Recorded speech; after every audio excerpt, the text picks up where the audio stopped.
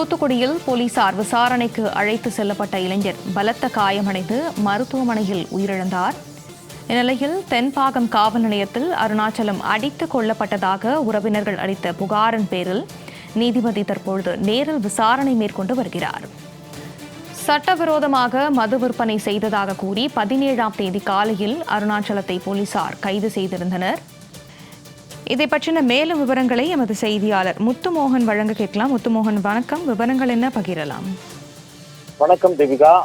தூத்துக்குடியைச் சேர்ந்த வாலிபர் அருணாச்சலம் காவல் நிலையத்தில் வைத்து காவலர் அடித்து துன்புறுத்தியதன் காரணமாக அரசு கல்லூரி மருத்துவமனை சேர்க்கப்பட்டு தற்போது இறந்துள்ள நிலையில் அவரது உறவினர்கள் காவலர்கள் அடித்ததன் காரணமாக அவர் இறந்ததாக கூறி அவரது உடலை வாங்க மறுத்து போராட்டத்தில் ஈடுபட்டு வருகின்றனர். மேலும் இது தொடர்பாக தென்பாகம் காவல்துறையில் அளித்த புகாரை தொடர்ந்து காவல்துறையினர் வழக்கு பதிவு செய்து விசாரணை நடத்தி வரும் நிலையில் தற்போது தூத்துக்குடி அரசு மருத்துவக் கல்லூரி மருத்துவமனையில் இந்த சம்பவம் தொடர்பாக தூத்துக்குடி குற்றவியல் நீதித்துறை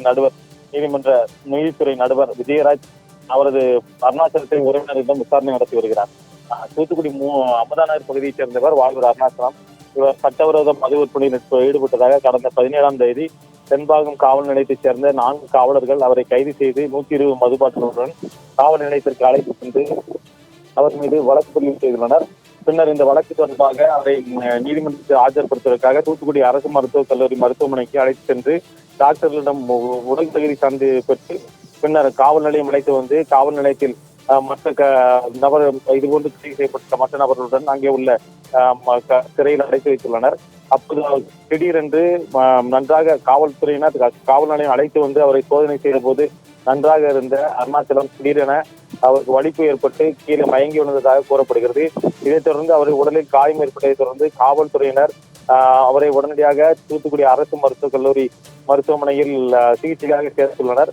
மேலும் அவர் மீது வழக்கு பதிவு செய்யப்பட்டிருந்த நிலையில் சிறையில் அடைப்பதற்காக அழைத்து செல்ல இருந்த நிலையில் உடனடியாக அவர் ஸ்டேஷன் பேரிலேயே அவரை விடுவித்து நடவடிக்கை எடுத்துள்ளனர். இதைத் தொடர்ந்து அவரது குடும்பத்தினருக்கும் அவரது அரசு மருத்துவக் கல்லூரி சிகிச்சைக்காக அனுமதிக்கப்பட்டது தெரியப்படுத்தினர். இந்த நிலையில் அவருக்கு தலையில் பின்னந்தலில் மூளை பகுதி அருகே ரத்த கசிவு ஏற்பட்டு தொடர்ந்து அரசு மருத்துவமனையில் கடந்த 3 நாட்களுக்கு முன்பு அறுவை சிகிச்சை செய்யப்பட்டது. இந்த நிலையில் இன்று காலை சிகிச்சை பலனின்றி அருணாச்சலம் பரிதாபமாக உயிரிழந்தார். இதைத் தொடர்ந்து அவரது உறவினர்கள் அந்த அருணாச்சலத்தை காவல்துறையினர் விசாரணையில் வைத்து அடித்ததன் காரணமாகவே அவருக்கு தலையில் பலத்த காயம் மற்றும் காலில் காயம் ஏற்பட்டு அவர் உயிரிழந்துள்ளார். எனவே இந்த சம்பவத்தில் தொடர்புடைய காவலர்களை உடனடியாக கைது செய்து நடவடிக்கை எடுக்க வேண்டும் என கோரிக்கை விடுத்து உடலை வாங்க மறுத்து போராட்டத்தில் ஈடுபட்டனர்.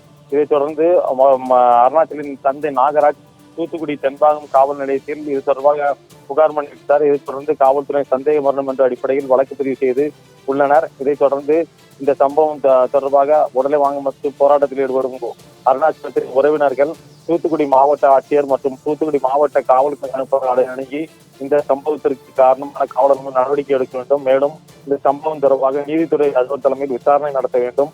மேலும் மருத்துவ பிரேத பரிசோதனையின் போது அருணாச்சலம் உடல் பிரேத பரிசோதனை முழுவதுமாக வீடியோ எடுக்க வேண்டும் என்று கோரி மனு அளித்திருந்தனர். இதைத் தொடர்ந்து தற்போது தூத்துக்குடி அரசு மருத்துவக் கல்லூரி மருத்துவமனைக்கு தூத்துக்குடி குற்றவியல் நீதித்துறை நடுவர் நீதிமன்றம் 3இல் நீதித்துறை நடுவராக பணிபுரிந்து வரும் நீதிபதி விஜயராஜ் அரசு மருத்துவக் கல்லூரி மருத்துவமனைக்கு வந்து அருணாச்சலத்தின் உறவினர்கள் மற்றும் அவரது குடும்பத்தினரிடம் விசாரணை நடத்தி வருகிறார். மேலும் அவரது உடல் வைக்கப்பட்டுள்ள பிணவரைக்கும் சென்று அவரது உடல் காயங்கள் ஏற்பட்டுள்ள எப்படி இறந்திருக்கிறார் என்பது குறித்தும் விசாரணை நடத்தி வருகிறார். இதன் காரணமாக அங்கு பரபரப்பு ஏற்பட்டுள்ளது.